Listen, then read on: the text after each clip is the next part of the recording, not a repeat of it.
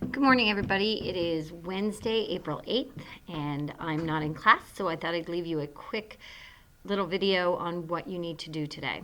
We're going to do two things. We're going to spend the first 10 minutes of class choosing your quarter two test corrections or remediation. And then you're going to be writing 2 to 3 body paragraphs for your expository essay today. And that is going to be a class grade of about 10 points, so I really need you to get it done today. Okay, let's start with the remediation. Hopefully Mrs. Riggs has given you this piece of paper right here, which is going to explain the options you have for bringing up that nonfiction test grade. This was the quarter two nonfiction test. It had two passages. The first one was the talent show, and the second one was the electricity. So originally it had 25 questions, and maybe you remember what your score was out of 25. If you do not remember, you can go ahead and look it up. So it was originally out of 25. When you look on eCart, that's what it's going to be out of 25 points. However, we threw out 3 questions, so it's now worth 22. So for instance, let's say you got a 17 out of 22. Well, it was originally a 17 out of 25. It becomes a 17 out of 22. We double that, so that becomes 34 out of 44. And that would be a C. That's a 77%. And if you look up on the board, you can see that I've put the scores up there for you. So if that's a good enough score for you, that's fine. But here are your options, okay? Option 1, after you total these, if you earned a 30 out of 44 or below, you are required to stay after school on Wednesday, April 8th with Mrs. Migdal. Yes, I understand that that is today. If you can do that, that is really important. I am not 100% sure that I can do another day before the end of the quarter. So if there's any possible way of staying today, if you got that score, a 30 or below, please stay. I know I'm not here, but I will be back later in the day. So I'll be here after school today. We'll be doing we'll be remediating, going over the skills together, and then taking a test. Now, option 2, if you earned a 32 out of 44 or above, and you're happy with your grade, you are finished. You're going to check off this box and be done. And the third option, which is the most complicated, if you got a 32 out of 44 or above, so that's a passing grade, a 73 or above, but I want to take a makeup test to improve my grade. Then you have to do a couple of things. Look below the dotted line here, and I'll explain the steps you have to take. The first thing you're going to do is complete an open note eCart practice test at home to qualify for the makeup test. This is for me to make sure that you have done some extra practice. If you didn't do so well on the first test, or you want to get a higher score, just taking another test isn't going to help you. You need to go back over your notes in nonfiction. You have to look at internal, external, summary, main idea, all those things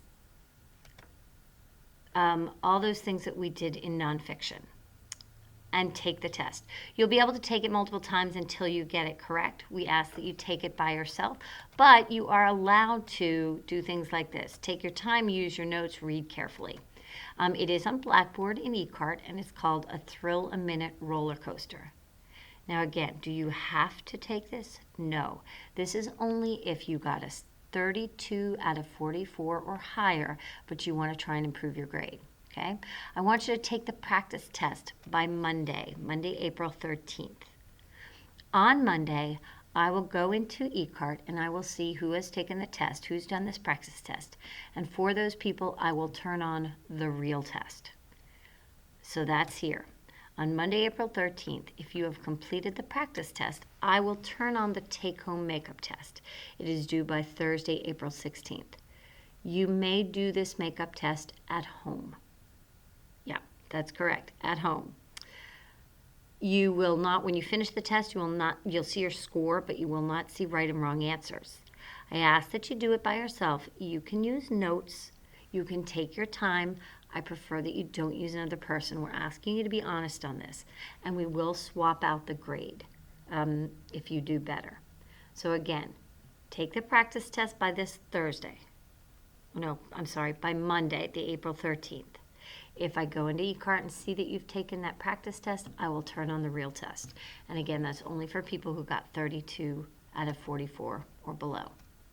Okay, so what I need from you guys is I need you to put your name on this paper. Put your name at the top, please. If I don't know who you are, I can't help you. Then I want you to fill this out. Tell me what score you got out of 22 or 25, and then tell me what you got out of 44. Choose your option and turn it in. If you're confused, you're welcome to email me today a question. I will be in a meeting on a computer, so feel free to do that. That should just take you a couple of minutes. If you want to turn the video off right now, Mrs. Riggs, and do that with the class, that's fine. If you want to do that at the end and keep going for me to explain the next part, that's fine too. Okay, so the next thing you will be doing today is you will be going back to your memo planner. I believe Mrs. Riggs has probably passed those out at this time. You want to be on the side that is your essay, either the forensic anthropologist essay or the climatologist essay. We have planned your 3 body paragraphs, and I looked them over break, and they look pretty good. Most of you are ready to move on. We have not done the introduction. We have not done the conclusion. We'll work on those on Friday. But now, today, we want to turn these 3 paragraphs, plans, into paragraphs. And hopefully, Mrs. Riggs has also passed out the sample paragraphs. You have seen these before. We talked about them. They're student paragraphs, so they are not perfect. But they are pretty good models of what I want your paragraph to be. And if you look on the board right now, there's a box that says body paragraphs need. In your body paragraph, the first thing you need is a main idea, topic, sentence. You've already pretty much written that. That's the little thing up here on the top. And make it more interesting. Don't make it too boring. Then you need the details that explain the science, whether it's pollution as part of climate change or whether it's the discovery of the King Tut tomb. You're going to explain it. And then the number 3 there says, give an example. Well, that says, give an example of crime investigation that's used in the science. That's not what you're doing. That's what it says right now. I'll change that. It should be, explain how that event is connected to your topic, okay? And those model paragraphs that I've given you are pretty good. Read it carefully so you know how to write your paragraph. There's probably about 10 sentences or 12 sentences in each of those paragraphs. You really need that many sentences to explain the topics completely. So that should keep you busy today. I expect at least 2 paragraphs written. If you need to do a little more research, we talked about that as you were planning. That's okay, but at this point, it shouldn't be a whole lot of research. In your plan, you should have gotten enough information. Go ahead and convert them to paragraphs. Now, where are you going to put these paragraphs? I bet you're wondering. All right, let's go back to Google. In my folder, here's 2nd and 6th, you're going to see a document called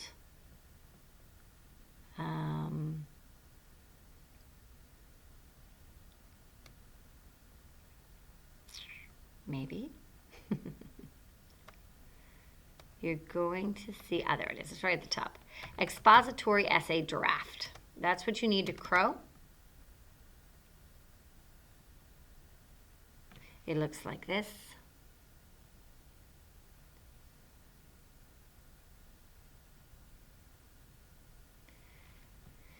And you are just going to write your paragraphs where it says start writing here. And you're just going to convert your plans into paragraphs. And I should see 2 or 3 paragraphs. Please make sure you fully crow this. You make a copy, you rename it with your name, and you put it in your folder. Okay? Now again, these are just 2 to 3 body paragraphs that you'll be writing today. And we'll pick up there on Thursday. Okay, if you have any questions, let me know. Please remember these paragraphs are drafts. I don't expect them to be perfect yet. We'll look them over. We're going to talk about some sentence fluency. We're going to talk about how to add quotes in, and you are required to add a direct quote for each of those paragraphs from one of your sources. If you feel comfortable doing that, go ahead and do it. If you don't, we can wait until next week to do that. Okay, let me know if you have any questions. Have a good class period.